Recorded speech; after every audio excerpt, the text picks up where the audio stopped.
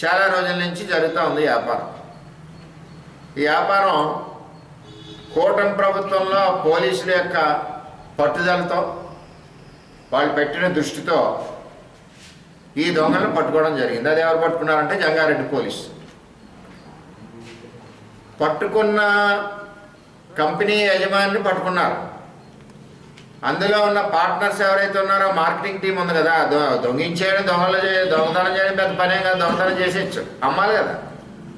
అమ్మి టెక్నాలజీ ఉన్నవాడే పెద్ద దొంగ.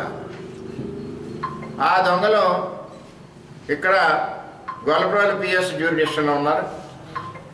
నేను కాకినాడ డిఎస్పీ గారికి పలుమార్లు ఈ విషయమై నేను గత 2-3 నెలల నుంచి చెప్తా ఉన్నాను. వారికి సమయం లేక ఇంకోటి లేక దీన్ని పట్టించుకోలేదు. ఈవేళ ఇవన్నీ బయటకు వచ్చి చిన్న చిన్న విషయాలు, చిన్న చిన్న నాయకులు దృష్టిలో కంట్రోల్ అవ్వాల్సిన ఈ దొంగతనాలు ఒక సాక్షాత్ ఉప ముఖ్యమంత్రి స్థాయి చెవిలో పడ్డాయి అనుకుంటే కారణం ఈ టైపు పద్ధతిలో ఉండడం. ఈ దొంగతనాలు జరిగినాయి. ఈ బళ్ళు వల్ల ఇంకా 3 పోలీస్ స్టేషన్లో 60-70 బళ్ళు ఉంటాయి మాయి. అలాగే జిల్లాలో 200-300 బళ్ళు, 400-500 బళ్ళు ఉంటాయి. ఏది ఎంక్వైరీ? ఎందుకు చేయరు ఎంక్వైరీ? మేము చెప్పే ఒకసారి కంప్లైంట్ చెప్పినా సరే కూడా ఎంక్వైరీ ఎందుకు చేయరు?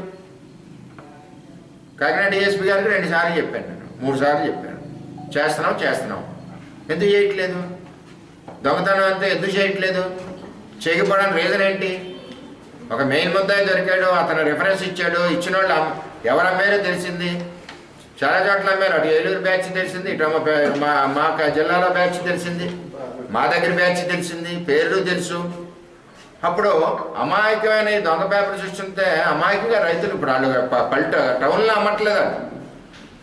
రూల్స్ రెగ్యులేషన్లో కంప్యూటర్లు వెళ్తే కదా ఈ నెంబర్ కొన్ని చూస్తారు కదా, అంచేత పల్లెటూరులో అమాయకులకు అమ్ముతున్నారు. ఇప్పుడు వాళ్ళు కింద మీద చేసి సప్పు చేసుకుని తెచ్చుకున్నారు, తెచ్చి ఇచ్చిన డబ్బు. మీరు మోటార్ సైకిల్ ఎలా రికవరీ చేశారు, ఆ డబ్బు కూడా రికవరీ చేయాలి కదా. అంచేత నేను కోరేది ఏంటంటే అమాయక రైతులు ఎవరైతే కొనుక్కున్నారో వాళ్ళకి ఈ దొంగల దగ్గర నుంచి డబ్బు రికవరీ చేసి వారి డబ్బు వారికి ఇప్పించవలసిన బాధ్యత పోలీసు వారికి ఉంది. అదే ఏదైతే టీము దొరికిందో ఈ టీముతో ఇంకా కొన్ని 10 మంది, 30 మంది, 50 మంది దొరుకుతారు. ఎందుకు మీరు లోతుగా పరిశోధన చేయట్లేదు? ప్రతి స్టేషన్లోనే బళ్ళు పోతున్నాయి, ప్రతి ఊళ్ళోనే బళ్ళు పోతున్నాయి. ఇంత పెద్ద స్కామ్ 35 బళ్ళు ఒకేసారి దొరకడం అన్నది చిన్నమాట విషయం కాదు.